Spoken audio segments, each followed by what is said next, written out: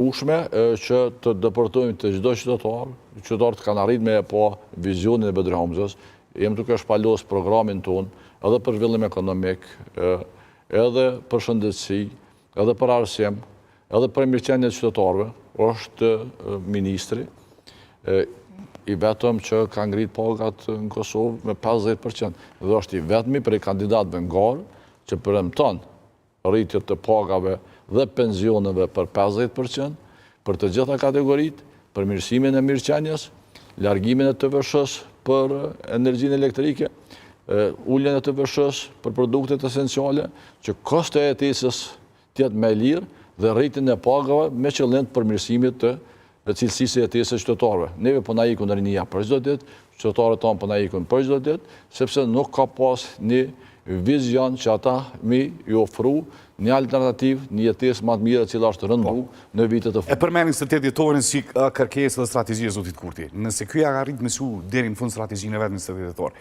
a do të thotë që ja keni ujtë krejt opozita, apo se s'ke mrena ku vend? Unë mendoj që ka pas hapësira që...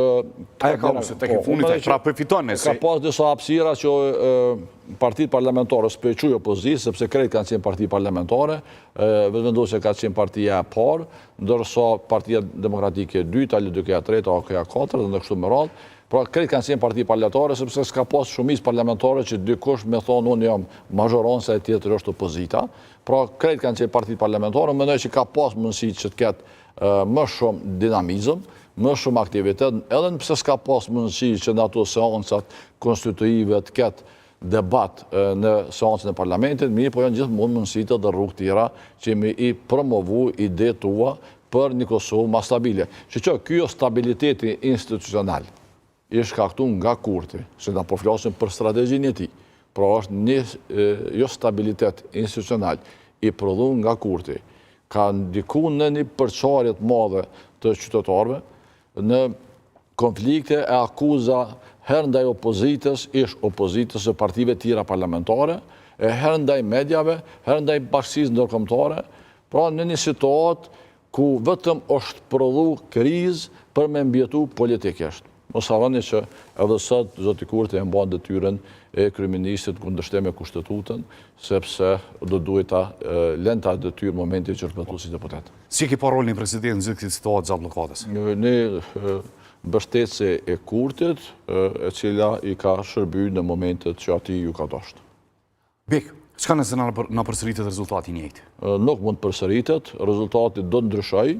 Qytetarët e Kosovës janë të vetëdijshëm, janë të mençëm, janë punëtor, dinë me mendu edhe për shtetin, edhe për të ardhmen e tyre, edhe fëmijëve tyre, dhe ardhmja e shtetit Kosovës është kur ka stabilitet, kur ka siguri, kur ka zhvillim ekonomik, kur ka shëndetësi e cila ofron qytetarit shërbimin shëndetësor, edhe jo këto çfarë po shohim na përgjithë skandale e mungesat barnave e të pajisjeve tjera mjekësore, ku qytetarit detyrohen me ble dhe gjanat elementare në sektorin e shëndetësisë. Bek, zoti Hamza ndëzova para një dite një deklaratë, thash që nuk kemi vija akuse ndaj askujt, zatë në SPDK keni arrit me marrë një farë stabiliteti, mos me ronki toksilake në akuzave kundër akuzave për një grosht votave, me kallëzuesin e partisë shtetërmuese. Bek tha nuk kom vija akuse për asnjë subjekt politik, por preferoj tha koalicion me partive në opozitë, hipotetike, në politikë gjithçka bovaki. A më po Bek Imaziun kur të arrijme në kuvend, tu e su votën atje për Albin Kurtin, të javone Beko, ku me të bob, s'ka ndodhi me të ardhë, me ta si të gartelën aty. Dashta para një viti ka kur kam qenë intervistën e ju në kohën e fushatës, edhe atërë këmë të rëngu që nuk ka votë për vetëvendosje, vetëvendosje duhet shkojnë opozitë, duhet të reformohet, duhet të ndryshoj qasjen, për shkak krizave që i ka prodhu, konflikteve, edhe armisive shoqërore cilat i ka prodhu. Duhet shkojnë opozitë, të reformohet, sigurisht që qeveria ashme, do t'jetë qeveri o dheqër nga Bedir Hamza, dhe me partnerët tjerë qeveresës që do t'jenë nga parti tjera parlamentare. Pe marëm si arrini me bo. Që shkëtoni mja bon për president? Prap shkojmë bre një krizë. Të shojmë numrat, por nëse vetëvendosjet mendojnë që duhet me dërgu vendin sërish në zgjedhje për shkak presidentit, unë besoj që Kosova ka njerëz që mund ta përfaqësojnë në kontekstin e përgjithshëm. Edhe pse s'ka shku kur Kosova për shkak presidentit në zgjedhje. Ne mojmë edhe aty fetin kur e patëm pru, u pat letëzu Zarfi për ajna kohë, dorën altë. Kam qenë deputet në 5 mandate, edhe kam qenë kër është votu president Paculli, pastaj kër është votu Atifetja, pastaj njeri maj madhë kër është votu Hashim Thaçi. Njeri maj madhë Hashim Thaçi. Po, njeri që li ka dhonë shumë për Kosovën,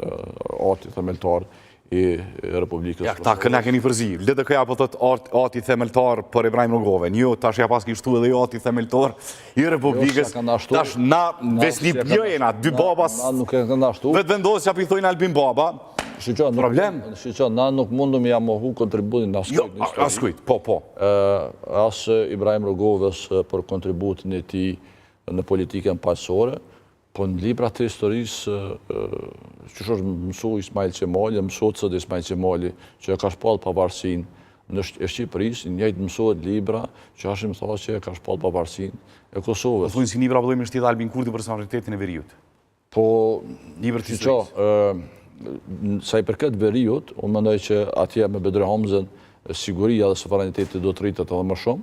Ka qenë një proces i cili ka fillu prej